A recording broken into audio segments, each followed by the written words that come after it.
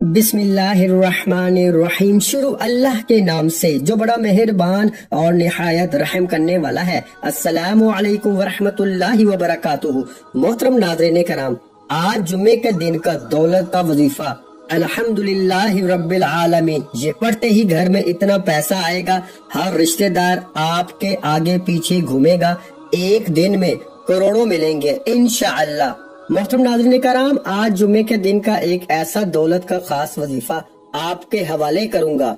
ये इतना तेज वजीफा है कि 2 मिनट में असर कर जाएगा। दोस्तों, जुम्मे की फजीलत के बारे में तो हर कोई जानता है कि जुम्मे के दिन की कितनी अहमियत है।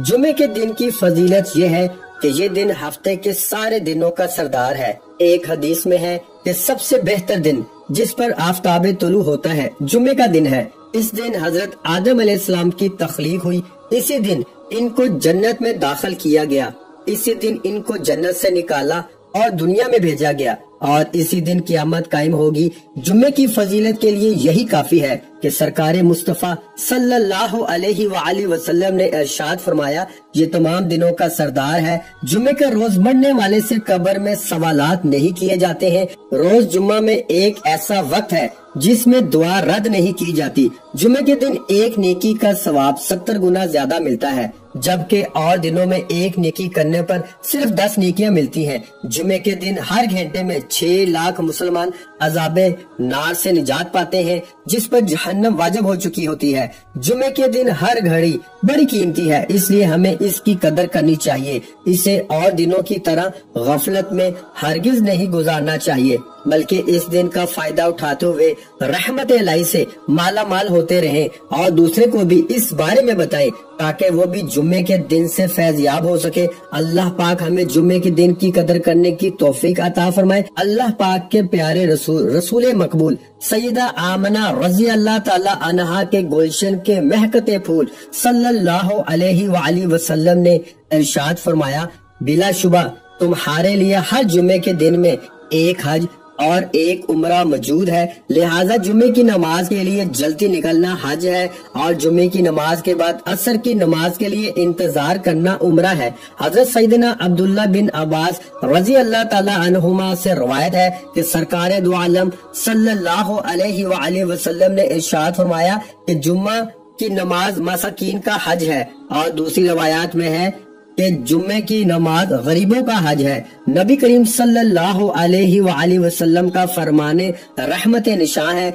जुम्मे में एक ऐसी घड़ी है कि अगर कोई मुसलमान इससे पाकर इससे वक्त अल्लाह पाक से कुछ मांगे तो अल्लाह पाक इसको जरूर देंगे, और वो घड़ी मुख्तसर है। नाज़रीन कराम, जिस बंदे की कई सालों से जेब खाली है, जो बंदा कई सालों से गुर्बत तंग दस्ती का शिकार है, जिस घर में कई सालों से रिज्क और दौलत की तंग दस्ती है, जहाँ रहमतों बरकतों की बहारें आज तक नहीं आई, वो दुनिया जहां के तमाम काम छोड़ के आज जुम्मे के दिन दौलत का वजीफा किसी सूरत मत छोड़े। ये दौलत का एक खास वजीफा है कि पढ़ने वाला रब्बे काबा को राजी कर लेता है, और जिस बंदे से रब राजी हो जाए उस बंदे की हर परेशानी, हर मुश्किल, हर तंगदस्ती टल जाती है। अल्हम्दुलिल्लाहि रब्बिल आलमीन का कमालात हर कोई जानता है, लेकिन अगर कोई नहीं जानता तो आज ये वजीफा बताए गए तरीके से एक बार मेरे कहने पर करके देखें, आप तमाम वजीफों को भूल जाओगे। सिर्फ जुम्मे के दिन पढ़ने की देर है। ये वजीफा आज तक जिस किसी को बताया, जिसने पढ़ा, रब ने बेशुमार रहमतों बरकतों से नवाजा। ये वो आयत है जिससे आपकी और आपकी नस्लों की तमाम परेशानियां खत्म हो जाती हैं। एक साहब हजरत अली मौला अली शेर खुदा मुश्किल कुशा की बारगाह में हाजिर हुए और फरमाया कि मैं तंग दस्त हूँ, घर के हालात खराब हैं। मौला अली ने फरमाया, जाओ इस्तग़फ़ार करो।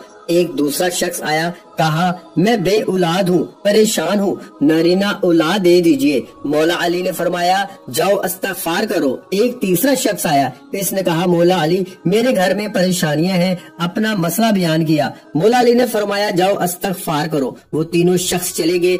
पास बैठे एक बंदे ने मौला अली शेर खुदा, जिसको लक़ब मिला हो मुश्किल कुशा, से पूछा कि मौला अली आपके पास 3 बंदे आए, तीनों ने अपने मुख्तलिफ मसाइल पेश किए। اور آپ نے تینوں کو استغفار کا ہی ذکر کیوں کہا؟ تو مولا علی نے فرمایا کہ آج ہماری تباہی و بربادی کی سب سے بڑی وجہ ہمارے گناہ ہیں۔ اگر کسی کا رزق تنگ ہوتا ہے تو وہ توبہ کرے، اگر پریشانیاں کسی کی جان نہیں چھوڑ رہی تو وہ توبہ کرے، اگر کسی پر آزمائش آتی ہے تو وہ توبہ کرے، اگر کسی کے گھر فاقے ہیں، غربت ہے تو وہ توبہ کرے۔ توبہ کا ذکر، استغفار رب کو راضی کر لیتا ہے، رب کو منا لیتا ہے، اور جس بندے سے رب راضی ہو جاتا ہے پھر اسے مانگنا نہیں پڑتا، اسے غائبی خزانوں سے دے دیا جاتا ہے۔ مولا علی نے فرمایا کہ جب کبھی آپ پر مشکل وقت آ جائے استغفار کرو، اور بعض اوقات واقعی انسان سے جانے انجانے میں کوئی ایسا گناہ، کوئی ایسی بات، کوئی ایسا عمل ہو جاتا ہے کہ وہ بندہ رب کی پکڑ میں آ جاتا ہے، اور جب بندہ رب کی پکڑ میں آ جائے تو پھر دنیا کے کوئی جادو جنات، کوئی بھی وظیفے، کوئی اعمال، کوئی بھی عمل آپ کا فائدہ مند نہیں رہتا۔ جب تک آپ اپنے گناہوں کی سچی توبہ نہیں کر لیتے آپ کامیاب ہو ہی نہیں سکتے۔ اس لیے خدارا آپ نے سب سے پہلے اپنے گناہوں کی سچی توبہ کرنی ہے۔ یہ کامیابی کا راز آپ کو بتا رہا ہوں۔ میں لوگوں کے وظائف سنتا ہوں، لوگ بڑے بڑے وظائف بتاتے ہیں، بڑے بڑے درس دیتے ہیں، لیکن خدارا ہم میں سے، آپ میں سے بہت سے لوگ ان باتوں کو پہلے سے جانتے ہیں۔ مقصد کیا ہے کہ کوئی ایسا عمل بتا دیا جائے جو ہمیں واقعی کامیاب کر دے، تو استغفار ایک ایسا عمل ہے جو ہمیں گناہوں سے چھٹکارا دلا سکتا ہے۔ ناظرین کرام، ہمارے گناہ ہی ہیں جس کی وجہ سے ہماری تباہی و بربادی بڑھتی جا رہی ہے اور ختم ہونے کا نام نہیں لے رہی۔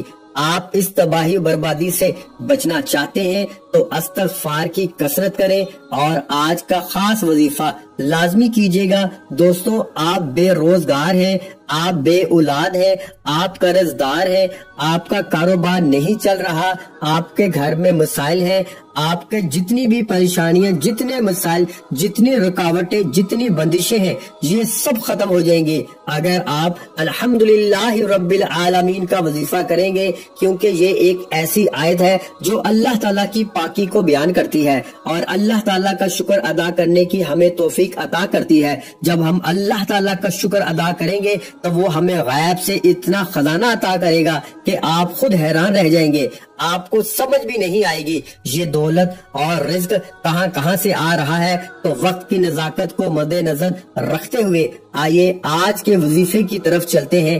جمعے کے دن آپ یہ وظیفہ کسی بھی وقت کر سکتے ہیں، پورا دن، پوری رات موجود ہے۔ جمعے کے دن آپ چاہیں تو نماز فجر کے بعد پڑھ لیں، نماز ظہر کے بعد پڑھ لیں، عصر، مغرب یا عشاء کے بعد پڑھ لیں۔ پورا دن، پوری رات موجود ہے۔ باوضو مسلح پہ بیٹھ کر آپ نے سب سے پہلے ایک بار اعوذ باللہ من الشیطان الرجیم پڑھنا ہے، ایک بار بسم اللہ الرحمن الرحیم پڑھ کے وظیفے کا آغاز کرنا ہے۔ نبی کریم صلی اللہ علیہ وآلہ وسلم کی ذات اقدس پر 3 مرتبہ درود پاک پڑھنا ہے۔ درود پاک آپ صلی اللہ علیہ وآلہ وسلم پڑھ لیں، یا صلی اللہ علی محمد پڑھ لیں، یا نماز والا درود ابراہیمی پڑھ لیں، تو اس سے بڑھ کر اور کچھ بھی نہیں۔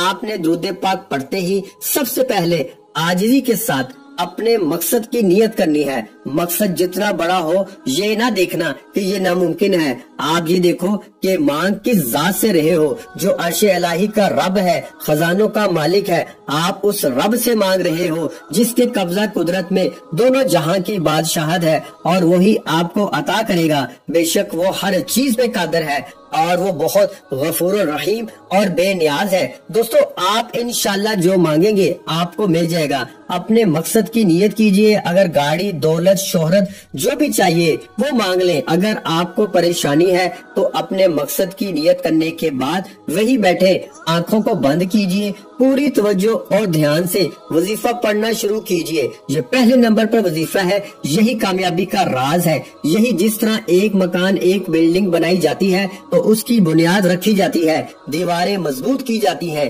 اسی طرح کسی بھی کامیابی کا راز شروع ہوتا ہے درود پاک سے۔ درود پاک پڑھ کر جو بھی دعا اور جو بھی وظیفہ کیا جاتا ہے تو وہ ضرور قبول ہوتا ہے۔ اس لیے ایک بار میرے ساتھ بھی درود پاک پڑھ لیں تاکہ آپ کو بھی ثواب ہو اور مجھے بھی۔ اللہم صلی علی محمد وعلی آل محمد کما صلیت علی ابراہیم وعلی آل ابراہیم انکا حمید مجید۔ اللہم بارک علی محمد وعلی آل محمد کما بارکت علی ابراہیم وعلی آل ابراہیم انکا حمید مجید۔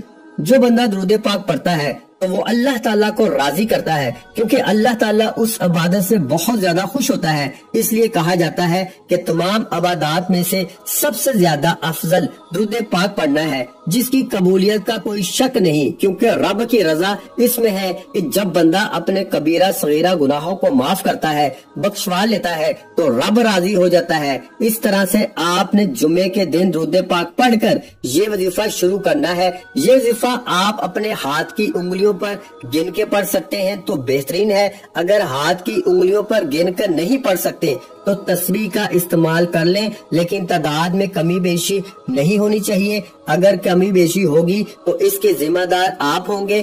آپ نے الحمدللہ رب العالمین کو ہاتھ کی انگلیوں پر 100 بار پڑھنا ہے، کمی بیشی نہیں کرنی۔ بعض اوقات بندہ ایک دانہ کم یا زیادہ پڑھ جاتا ہے، لیکن آپ نے 100 دانوں کی تسبیح کرنی ہے، 100 بار پڑھنا ہے۔ اور جب جب آپ کی زبان سے نکل رہا ہو الحمدللہ رب العالمین، آپ روتے ہوئے، تڑپتے ہوئے، سسکتے ہوئے رب کعبہ سے مانگتے چلے جائیں۔ یقین کیجئے اللہ تعالیٰ آپ کی نسلوں کو آباد کر دے گا۔ جس گناہوں کی پکڑ کی وجہ سے رب نے آپ کا رزق تنگ کیا ہے، آپ کے گھر میں پریشانیاں ہیں، فاقے ہیں، غربت ہے، تنگ دستیاں ہیں، اس آیت کی فضیلت و برکت سے ہر طرح کی پریشانیاں، ہر طرح کے گناہوں، ہر طرح کی بندشیں ٹوٹ جائیں گی اور کامیابی آپ کا مقدر ہو جائے گی۔ 100 دانوں کی ایک تسبیح پڑھنے کے بعد اب دوسرے نمبر پر جو آپ نے وظیفہ کرنا ہے وہ رب کے 2 ناموں کا وظیفہ ہے۔ 11 بار آپ نے یا رزاق یا فتاح کا وظیفہ پڑھنا ہے۔ یا رزاق اے رزق دینے والی ذات، یا فتاح اے مشکلوں پر قابو پانے والی ذات، اے کامیابی دینے والی ذات۔ یا رزاق یا فتاح کو پکارنے کی دیر ہے، عرش الہی سے فرشتے زمین پر اتریں گے، کامیابیاں چھوڑ جائیں گے۔ یا رزاق یا فتاح ملا کے پڑھا تو 1 بار ہو گیا، یا رزاق یا فتاح ملا کے پڑھا تو 2 بار ہو گیا۔ اس طرح آپ نے یہ وظیفہ 11 بار یعنی 11 ٹائم پڑھنا ہے۔ وظائف ہر کوئی بتاتا ہے، لیکن طریقہ کامیاب کوئی نہیں بتاتا۔ کامیابی کا راز ہر کوئی چھپا لیتا ہے۔ ہم تو چاہتے ہیں کہ لوگوں کی آسانیاں ہوں، لوگوں کی دعائیں قبول ہوں، لوگوں کی پریشانیاں ختم ہوں۔ غور سے سنیے گا، نبی کریم صلی اللہ علیہ وآلہ وسلم پر درود پاک پڑھنے کے بعد پہلے نمبر پر وظیفہ آپ کی سکرین پر نظر آ رہا ہے، الحمدللہ رب العالمین کو 100 بار پڑھنا ہے۔ دوسرے نمبر پر جو وظیفہ ہے وہ رب کے 2 نام یا رزاق یا فتاح ہے۔ آپ نے صرف 11 بار یا رزاق یا فتاح کو بتائے گئے طریقے سے پڑھنا ہے۔ اب تیسرے نمبر پر آخری جو وظیفہ ہے، آپ نے صرف اور صرف 1 بار سورہ کوثر پڑھنی ہے، اِنَّا أَعْطَيْنَاكَ الْكَوْثَرَ فَصَلِّ لِرَبِّكَ وَانْحَرْ إِنَّ شَانِئَكَ هُوَ الْأَبْتَرُ۔ 1 بار سورہ کوثر پڑھ کر وظیفہ مکمل کر دینا ہے۔ اب کامیابی کا کیا راز ہے؟ اس میں الحمدللہ رب العالمین پڑھ اپنے رب کا شکر ادا کیا اور اس کی پاکی بیان کر کے اپنے گناہوں کو بخشوا لیا۔ اب رب راضی ہے، اب انعام لینے کا وقت ہے۔ یا رزاق سے رزق مل جائے گا، رزق کے 300 دروازے کھل جائیں گے۔ یا فتاح سے کامیابی آپ کا مقدر ہو جائے گی، رکاوٹیں بندشیں ہٹ جائیں گی، اور سورہ کوثر سے آپ پر رحمتوں برکتوں کی برسات ہوگی۔ سورہ کوثر سے آپ کے گھر میں حالات بدل جائیں گے، بے سکونی بے برکتی ہمیشہ ہمیشہ کے لیے ختم ہو جائے گی۔ یہ وظیفہ کوئی نہیں بتائے گا، خدارا یہ وظیفہ بتائے گئے طریقے سے کیجئے۔ دوستو آج کا وظیفہ نہایت ہی آسان اور مختصر ہے۔ آپ نے دیکھا ہوگا کہ اس کو پڑھنے کے لیے صرف 1 منٹ ہی لگے گا، اس سے زیادہ کا وقت آپ کا نہیں لگے گا۔ آپ نے جمعے کے دن یہ کسی بھی نماز کے بعد کر لینا ہے، اور انشاءاللہ آپ کے رزق کی جو بھی پریشانی ہے وہ ختم ہو جائیں گی۔